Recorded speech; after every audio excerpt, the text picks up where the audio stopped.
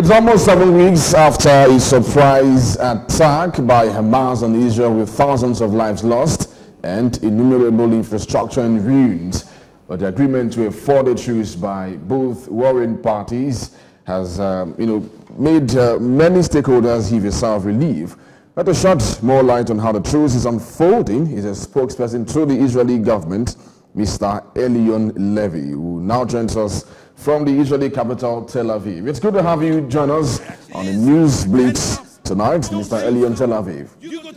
Thank you. I'm joining you from Tel Aviv, but our capital is Jerusalem. Oh, thank you so much. Thank you for that correction. Absolutely good job you're doing out there, I must confess. But it's good to hear that more Israeli hostages are expected to be released today. Report says about 26 Israeli hostages, all women and children, have so far been released as part of a deal between Israel and Hamas. 78 Palestinian also prisoners have also been released from Israeli jails over the 2 days. So tell us, what are the parameters used in prioritizing the hostages to be released?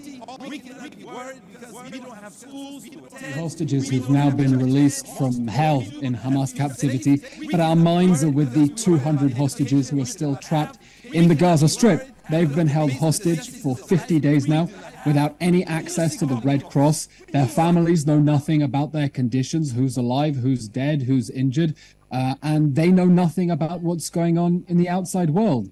Every moment that Hamas continues to hold our hostages in the dark and to keep their families in the dark is an ongoing crime against humanity. Now, the agreement that we have at the moment is over 4 days to get 50 women and children out.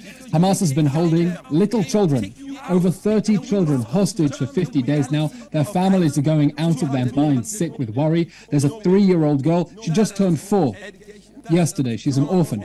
There's a 10-month-old baby being held hostage in a tunnel somewhere. And we're planning over these 4 days. Today is day 3 to get the first 50 hostages out. And then we're hoping to get more out. And then we're going to continue putting pressure on Hamas in order to get all of the hostages out. The men and the women, the young and the old, the civilians and the soldiers. We will get all of them out, and there will be no one left behind. The fate of Israel as we speak now, what are they thinking about? I mean, after the 4 days truce is over, what should we be expecting? The hostage release pause is over. One of two things can happen. Hamas has the option to release more hostages, and if it releases 10 hostages a day, we will agree to another 1-day pause in the fighting. We have prepared enough Palestinian prisoners, all violent criminals, by the way, to be scheduled for release as part of a swap in order to get hostages back.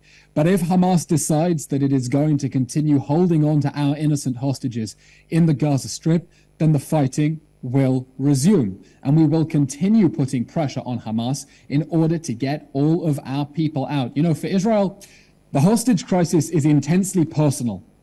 We're a small country, only 10 million people.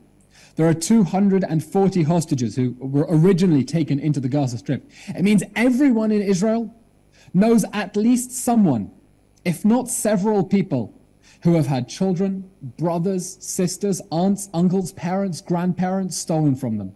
And we're going to continue putting military pressure on Hamas. The only reason that it is releasing these hostages is because we have made it beg for a breather, because it has been clobbered. We've put military pressure. Hamas wants a breather, so it's willing to release those hostages. It hasn't suddenly decided to be nice. You know, Hamas is our Boko Haram. And we all remember those horrific scenes nearly a decade ago when Boko Haram abducted over 270 Nigerian schoolgirls.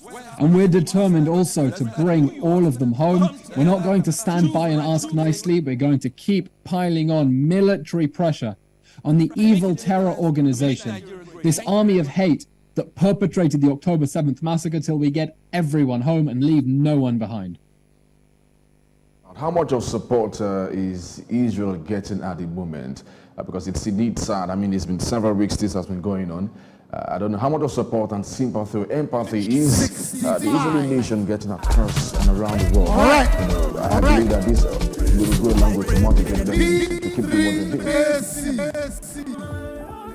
You know, on October 7th, Hamas committed a crime against humanity. Its death squad invaded southern Israel and butchered, burned, beheaded, tortured, mutilated, and raped 1,200 Israelis.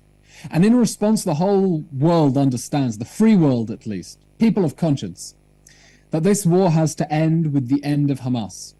Because otherwise, Hamas is just going to attack our people again. And that's exactly what it says it wants to do. It says it wants to do another October 7th massacre and another and another.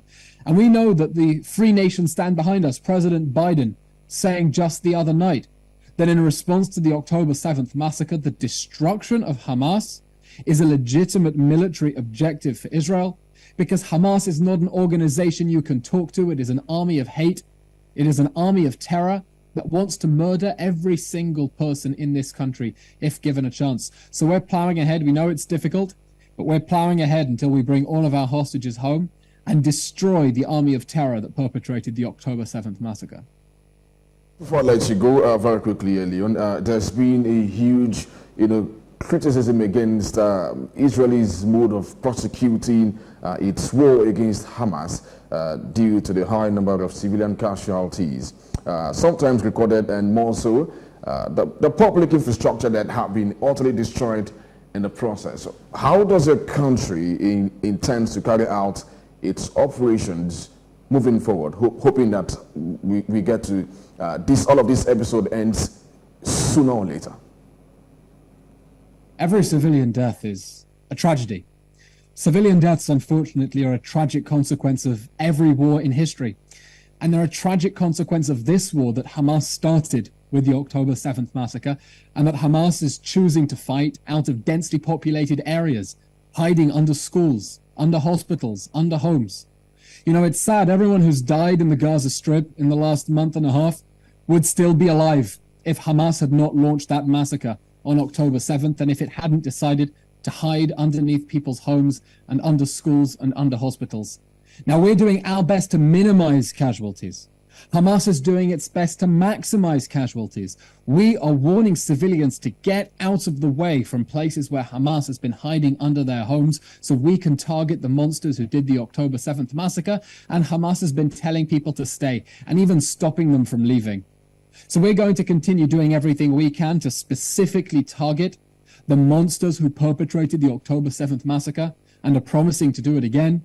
And we're going to continue trying to get civilians out of harm's way because we don't want them to be hurt. This isn't a war against the Palestinians. It's not a war against Gaza. It's a war against Hamas. It's a war against the terror organization that launched this war with the October 7th massacre and says it wants to do it again. And it's a war that we're going to win. What message of hope would you be passing around now to Israelis, Africans around the world listening to you, especially as everyone hopes that all of this episode ends? I mean, what would be your message right now? Our message is that this is not a war that Israel wanted. This is not a war that Israel started. It's not a war that Israel even expected. It's a war that we were dragged into with a barbaric terror attack, the deadliest terror attack in world history after 9/11. By an evil army of terror that brutally massacred as many people as possible, as sadistically as possible, who chopped off body parts, who burned whole families and children alive, who committed acts of mass rape against Israeli women and girls. And that is an army of terror that we cannot allow to exist anymore. And so we are fighting for humanity.